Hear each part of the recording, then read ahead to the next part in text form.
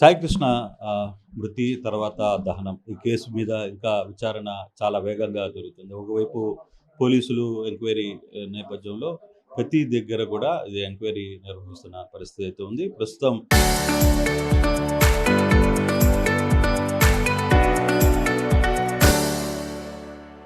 ఎక్కడైతే సాయికృష్ణని చంపేసిన తర్వాత దహనం చేశారో కృష్ణలంక స్వర్గపురి శ్మశాన వాటికలో ఇక్కడికి కూడా పోలీసులు వచ్చి దీనికి సంబంధించిన పూర్తి ఎంక్వైరీ జరుగుతుంది. ఆ రోజు ఎటువంటి పరిస్థితులు జరిగాయి, ఏం జరిగాయి, దానికి సంబంధించిన డేటా మొత్తాన్ని కూడా ఇక్కడ నోట్ చేసుకుంటున్న పరిస్థితి అయితే ఉంది.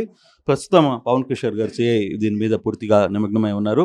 సార్, ఎలా ఉంది సార్ ఈ కేసుకి సంబంధించి? మీకు ఇప్పటికేమైనా క్లూ దొరికినాయా? అసలు ఆ రోజు ఏ రోజు కాల్చారు అనే అంశాలు ఏమన్నా వెలుగులోకి వచ్చాయి?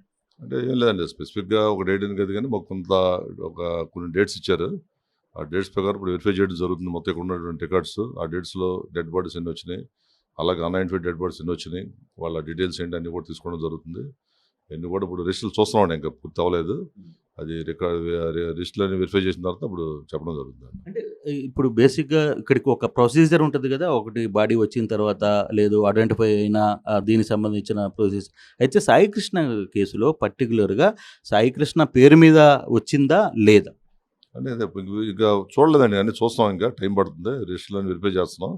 అది ఏదన్నా సరే మేము చెప్తామండి, ఇన్ఫర్మేషన్ ఇస్తాం. అంటే రెండు సరే, సీసీ కెమెరాస్ మస్ట్ అండ్ షుడ్గా ఏర్పాటు చేస్తున్నారు, ఇక్కడ ఉండాలి, వాళ్ళ ట్రాక్ రికార్డు కూడా ఒకటి మెయింటైన్ చేయాలి కదా. మరి ఆ కోణం ఏమైనా ఉందా? సీసీ ఫుటేజ్ ఏమైనా దొరికింది? నేను కూడా వెరిఫై చేస్తున్నాను మొత్తం. సాయికృష్ణ కేసుకి సంబంధించిన దాంట్లో ఏ విధంగా ఐడెంటిఫై చేయగలరు? ఎందుకంటే ఇది అన్ఐడెంటిఫై బాడీ కింద తగలబెట్టారా, లేదు అసలు పూర్తిగా దీనికి సంబంధించిన అతని ఆధార్ కార్డో లేకపోతే ఇంకొకటో వాళ్ళ బంధువులకి ఏమైనా ఇంటిమేషన్ ఇచ్చారా? ఇవన్నీ అంశాలు జరగాలి కదా. అవన్నీ కూడా దర్యాప్తులు తెలుస్తాయండి. ప్రస్తుతం అయితే మేము ఏంటంటే ఓన్లీ రిజిస్టర్స్ వెరిఫై చేయడమే. దేంట్లో ఉన్న అలాంటి అన్ఐడెంటిఫైడ్ అనుమానం ఉన్నవి ఉంటే కనుక వెరిఫై చేసి దాన్ని బట్టి మేము ఇంటిమేట్ చేస్తూ ఉంటాం. అంటే ఇది ఈ రోజుతో కొంత డేటా వచ్చే అవకాశం ఏమైనా ఉందా? అదే మొత్తం అది రిజిస్టర్ వెరిఫై చేస్తున్నామండి. రిజిస్టర్ వెరిఫై చేసి సమాచారం అది ఉంటే కనుక రావచ్చండి.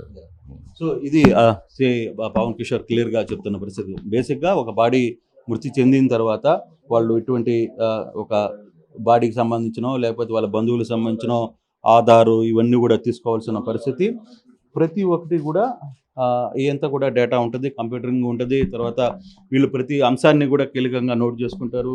మనం చూసుకుంటే ఇక్కడ ప్రతిదీ రికార్డు కూడా పేర్లు రాసుకుంటారు. ఎంత వయసు ఉంది, ఏంటి, తర్వాత చనిపోయిన వ్యక్తి ఎవరు, దానికి సంబంధించిన బంధువుల కాంటాక్ట్ ఏంటి, దానికి సంబంధించిన అంశాలు ఏ డేట్లు ఉన్నాయి, 24, 25 సంబంధించిన డేట్స్ ఏమైనా ఉన్నాయా, 24 డేట్కి సంబంధించిన అంశాలు, వీటన్నిటిని కూడా ఎక్కడికక్కడ తనిఖీ చేసే పరిస్థితి అయితే ఉంటాయి.